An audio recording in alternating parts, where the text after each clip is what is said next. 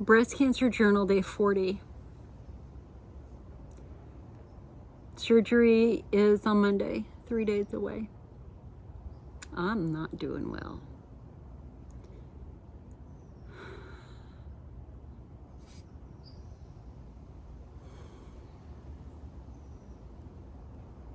I feel like a breast cancer diagnosis is like being given another superpower, but it's a superpower to sense the suffering of other people with cancer.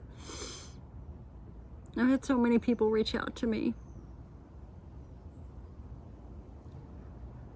You know, as you're going on your own daily life, and hopefully we have some sympathy and kindness to the people that we might cross paths with, but we might not know their story. I'll tell you one thing, this has sure given me context, and it's reminded me not to judge anybody that I meet.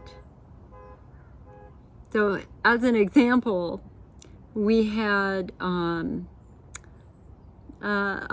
homeless woman show up at my local supermarket. We really don't get, because we're kind of out in the boonies, so it's really hard for somebody who's homeless to show up. And actually I thought she was just waiting for somebody. So the first time I saw her, I was parked right next to her, and so I talked to her and I asked her if it was a really hot day, and I asked her if she needed anything, and she said no. I said, well, can I get you a cold drink? She said, sure. So I went in the store and I got her a Frosty Coke. I got her a group of nuts, different types of nuts to snack on, and I got her a fruit plate. And when I walked back out to her and I handed her the bag, we just got to talking. She was so sweet. It was really nice. It really made me wonder, you know, what on earth could have happened to her that led her to be homeless. I can just assume that she had to get out of maybe fear for her life, or maybe losing her job, or like so many other millions, being financially devastated through illness. And so I shared with her that I was facing cancer, and she shared with me that she's a lung cancer survivor, and she'd had lung cancer. And you know, we looked at each other and we had that look in our eyes of shared suffering.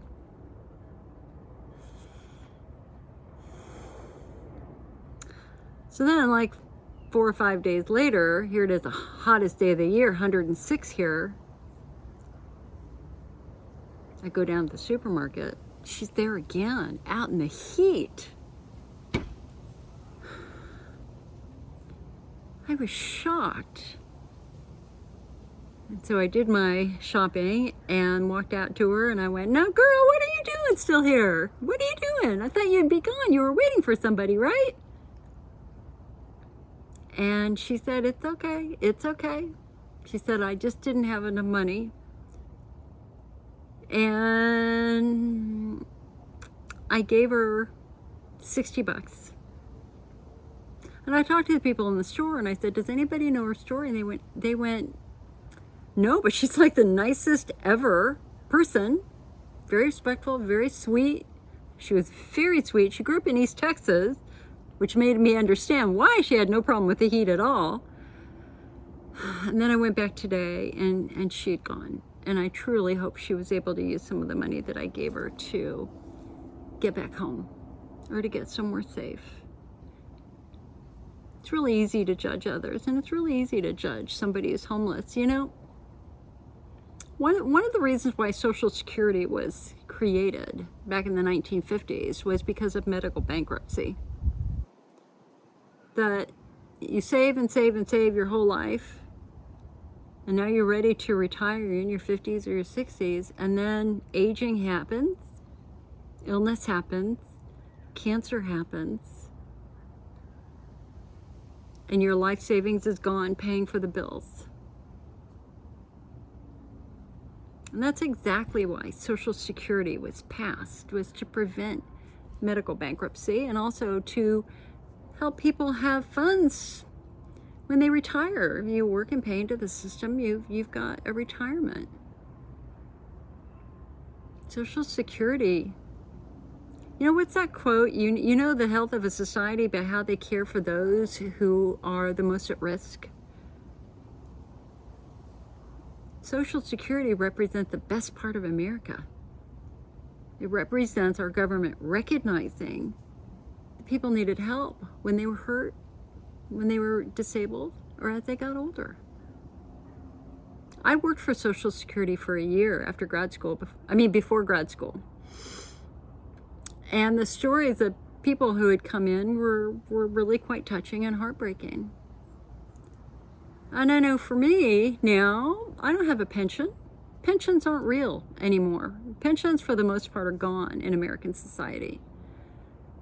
We, as we get older, are going to have to live on what we've saved on. And hopefully Social Security. Because we paid into Social Security. That's our money. It is not an entitlement program. We pay out of our paycheck to insure ourselves into the Social Security system. To qualify for retirement benefits, you need to work basically 10 years, which is the equivalent of 40 quarters. To qualify for disability benefits, you have to have worked and paid into the system. If you're younger than 30, they have another flight test that they use to see if you're qualified, but it's not entitlement, it's paid for. It's our money. And now we have a political party who has said they want to shut it all down because they see it as an entitlement. And of course, the fundamental flaw here is the Social Security funds were kept independently for many, many years, and they grew up and they got quite sizable, and the greedy little hands in Congress went, ooh, look at that, that's a nice source of money, maybe we should start using that. And they basically stole the money out of the Social Security system. And now all that money is gone. And so Social Security is dependent on taxes because they stole it.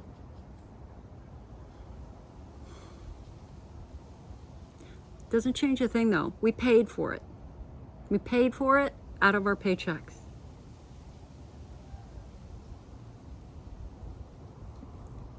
If you look at Project 2025 that's circulating, which is that far-right fundamentalist Christian group, they want to eliminate Social Security. What the hell are we going to live on? How the hell are we going to pay our bills? How? When I'm 70 years old, I will get maybe $3,000 a month, $3,200 a month from my Social Security if I work to the age 70. That's it. Hell, that's not even enough to pay a month in a convalescent hospital. They want to take it away? They want to take it away? And those rich guys who refuse to pay in the tax system get richer and richer off of our backs, taking away the money that should be going to our benefits that we have paid for? No, no, no, no. Now listen, I come from a proud military background. Both of my grandfathers were pilots. My grandfather on my mom's side was one of the very first Navy test pilots ever. First man to solo off the first aircraft carrier. My dad, his brothers and sisters served during World War II. I had an uncle at Pearl Harbor when it was attacked in Hawaii. My aunt was in Pearl Harbor. She was riding her bike. She saw the planes flying overhead to go attack Pearl Harbor. I have a cousin who fought in Vietnam and came back severely mentally ill from the trauma. I have a brother who proudly served as a nuke operator on a submarine. I'm proud of my brother for what he did. Here's the deal. They fought for freedom. They fought for our protection. We fought for that as a family, and we're not giving it up. We're not giving it up. We're going to vote. We're going to make sure that the disabled and the elders are protected. we all need that protection. So send me strength, honestly. I feel like I'm going to have a good cry in a little bit. The stress is real. Send me strength and wish for clear lymph nodes. I don't know if I'm going to do another vlog before surgery. I might. We'll just see how things go. That's it for now. I'll see you guys later.